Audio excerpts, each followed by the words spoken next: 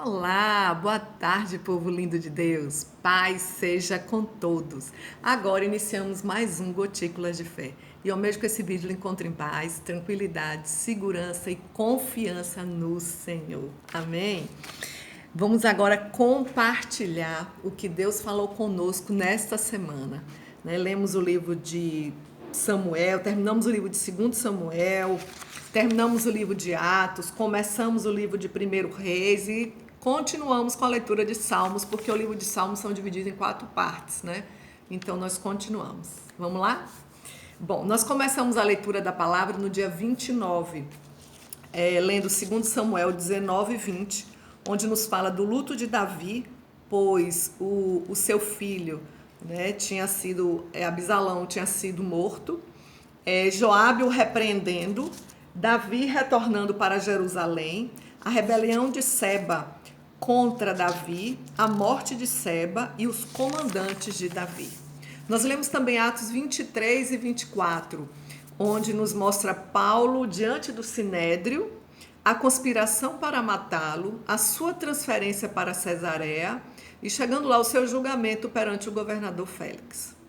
No dia 30 nós lemos 2 Samuel 21 e 22, que nos mostra que os gibeonitas foram vingados, as guerras contra os filisteus e o cântico de louvor e gratidão a Deus de Davi, por Deus sempre ser com ele e fazer com que ele lograsse êxito em todas as suas guerras.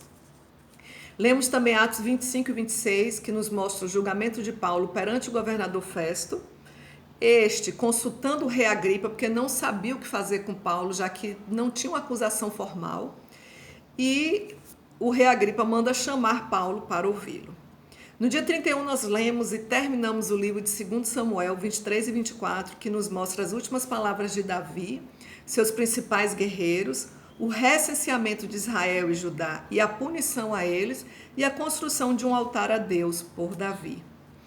Lemos também Atos 27 e 28, onde nós encerramos a leitura de Atos, nos mostrando a viagem de Paulo para Roma, nos mostra ele passando por várias cidades, né, e a dificuldade por conta do vento, né, no navio, por conta das tempestades que eles enfrentavam, o naufrágio que eles sofreram, a chegada na ilha de Malta, depois ficaram lá um tempo e foram para Roma, nos mostra a chegada a Roma e a pregação de Paulo lá em Roma.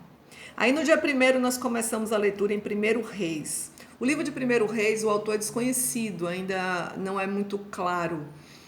O contexto ele nos mostra a história do reinado de Salomão e os seus feitos, a história de outros reis e a história também do profeta Elias e o início do chamado do profeta Eliseu. O capítulo 1, que foi o que nós lemos no dia 1º, nos mostra Adonias, um dos irmãos de Salomão, se declarando rei e depois envergonhado e com medo, pois Salomão que realmente foi constituído rei. E aí também nos mostra o início do reinado de Salomão.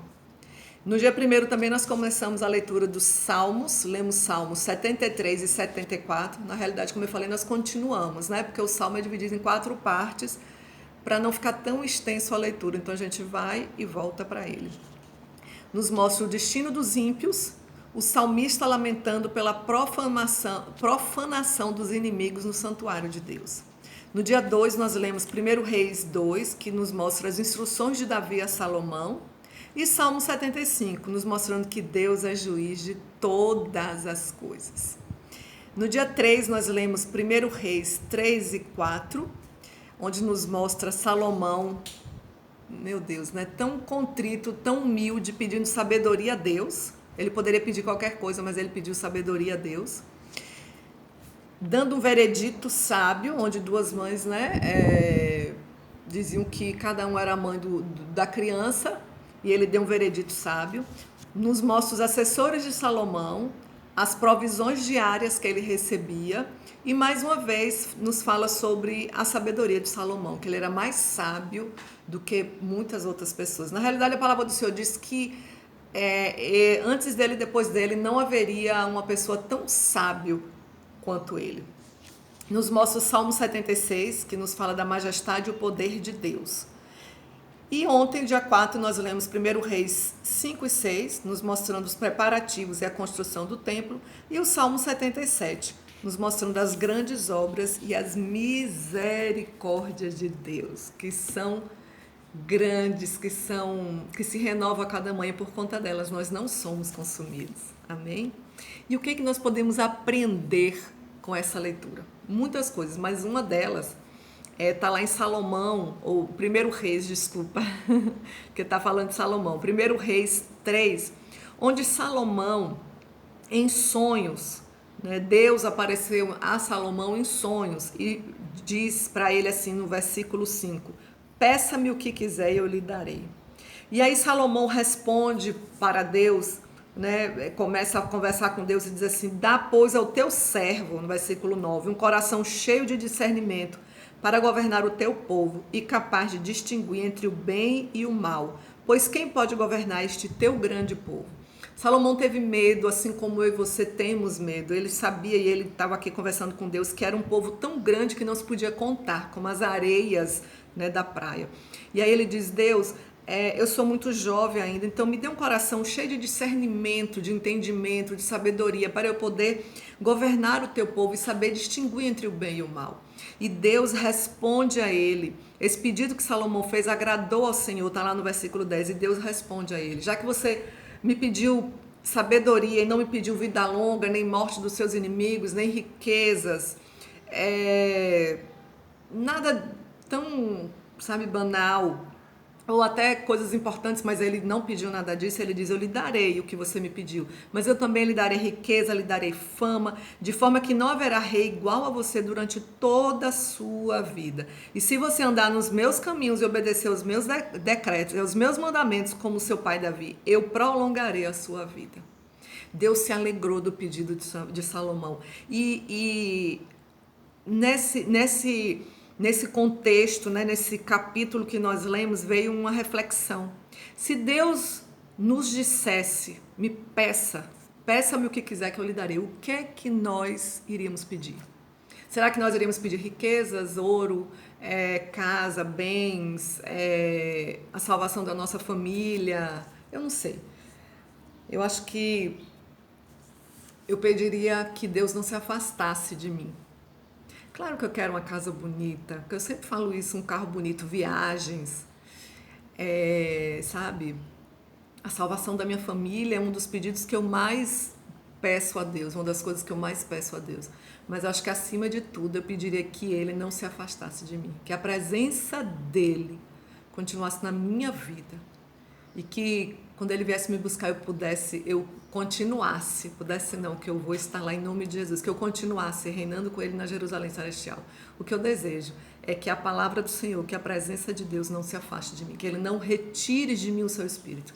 Eu lembro que o salmista Davi pediu isso, não retires de mim o teu Espírito. Então, se eu pudesse outros pedidos, seria a salvação da minha família, claro, mas acho que acima de tudo é que a presença do Senhor não se afastasse de mim. Então fica essa reflexão para a tua vida. Se Deus descer aqui agora, se Deus aparecer para você aqui agora, eu disse descer, mas eu não vou nem dizer descer, porque Deus habita em cada um de nós. Deus é onipotente, onisciente, onipresente, Ele sabe todas as coisas, Ele é Senhor de todas as coisas, Ele pode todas as coisas e Ele está em todos os lugares. Então se Ele aparecesse a você agora, o que é que você pediria a Deus? Fica de reflexão para a tua vida. E no Novo Testamento, uma das coisas que me chamou a atenção foi lá no Salmo 73, quando Asaf, né, esse salmo é da família de Asaf, quando ele estava dizendo que Deus é bom, ele começa dizendo assim, que Deus é bom para Israel, para os puros de coração, mas quanto a ele, os pés dele tropeçaram, e por pouco ele não escorregou, porque ele começou a olhar para a vida dos ímpios, para a vida das outras pessoas que vivem desreguladamente, fazem o que querem, se acham dono de todas as coisas, como se eles, com aquele poder, com aquele dinheiro, pudessem mandar em todos, em todo mundo. Como se todo mundo tivesse que ser subjugado aos seus pés, né? Tivesse que estar sempre rastejando atrás dele. Só que Asaf, graças a Deus, chegou um momento que ele disse assim, quando tentei entender tudo isso, achei muito difícil para mim. Salmo 73, versículo 16, né? Quando ele diz que os ímpios andam despreocupados, só aumentam suas riquezas, parece que nenhum mal acontece a eles. E aí ele diz assim: até que eu entrei no santuário de Deus e então compreendi o destino dos ímpios.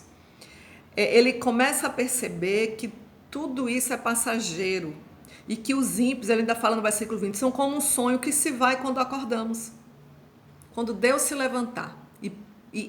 Porque até então, irmãos, nós sabemos que Deus, ele permite todas as coisas. Pastor, então ele está permitindo, ele permitiu essa pandemia, a morte de tanta gente. Como é que ele permite que uma pessoa boa morra e um ruim não morra? Tem coisas que eu não sei te explicar. O que eu sei é que Deus sabe de todas as coisas e que ele permite todas as coisas. Ele é o Senhor de todas as coisas.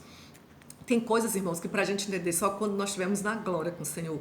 Mas ele entendeu aqui que, como Deus permite essas coisas, vai chegar um momento que Deus vai se levantar. E assim como um sonho que vai embora quando a gente acorda, também essas pessoas ruins também vão embora. Porque em tudo que eles se apegam, em riquezas, em bens, em poder, com tanta arrogância, com tanto orgulho, tudo isso passa, tudo isso acaba. Nada disso se leva para o caixão. Entendeu? Aliás, orgulho, arrogância, tudo isso só vai levar para um lugar, para o inferno. Então, se nós queremos reinar com Deus, nós devemos realmente nos voltar para Deus. Não fraquejar. O corpo da gente, como a família de Asaf falou, o coração pode fraquejar, mas Deus é a nossa força, a nossa herança para sempre. Que nós venhamos a colocar a nossa confiança, a nossa alegria, a nossa paz no Senhor, porque Ele que pode todas as coisas. Não se incomode com o que os outros estão fazendo. Cada um de nós, eles e cada um de nós iremos pagar por todos os erros e acertos que cometemos. Amém, irmãos? Bom, pegue papel, pegue caneta agora, que eu vou passar para você o que nós iremos ler a partir de hoje, domingo, dia 5. Nós iremos continuar com a leitura no 1 Reis e no Salmo. Hoje, dia 5, 1 Reis 7 e Salmo 78. Amanhã, segunda, 1 Reis 8, Salmo 79. Terça, 1 Reis 9 e 10, Salmo 80. Quarta, 1 Reis 11, Salmo 81. Quinta, 1 Reis 12 e 13 e Salmo 82. Sexta, 1 Reis 14 e 15 e Salmo 83. E no sábado, dia 11, 1 Reis 16 e Salmo 84. Eu creio que Deus falará, continuará falando poderosamente aos nossos corações. E agora eu quero orar por você. Se você puder, feche teus olhos. Se não puder, leve seu pensamento ao trono da graça do Pai e vamos falar com o nosso Deus. Senhor, meu Deus amado, grandioso, eterno, maravilhoso, Pai. Nós entramos nesta hora na Tua presença, Senhor, para Te agradecer pelo dom da vida, Te agradecer porque o Senhor é conosco, Te agradecer pela nossa vida, por tudo que nós temos, até pelas nossas lutas e tribulações, porque são elas que nos faz nos achegar a Ti, porque a Tua palavra diz, e é verdade, quando estamos fracos é que somos fortes, porque aí sim nós Te buscamos. Deus, eu Te peço, assim como Tu destes a Salomão, eu Te peço sabedoria do alto, discernimento para cada um de nós, para que nós possamos discernir o bem do mal e continuar a seguirmos o caminho do bem, fazendo a Tua vontade, que o Senhor nos encha de sabedoria, que o Senhor nos encha da Tua presença. O que eu mais Te peço é que a Tua presença, Senhor Jesus, não se afaste de nós. Continua nos dando uma semana abençoada, Senhor, de aprendizados ricos, né, de amadurecimento na Tua presença, em nome de Jesus. Amém. Eu sou a pastora Semília da IFAC, Igreja da Família Aliançada em Cristo. E se Deus assim permitir, em breve nós estaremos juntos para mais um Gotículas de Fé. Amém? Glória a Deus.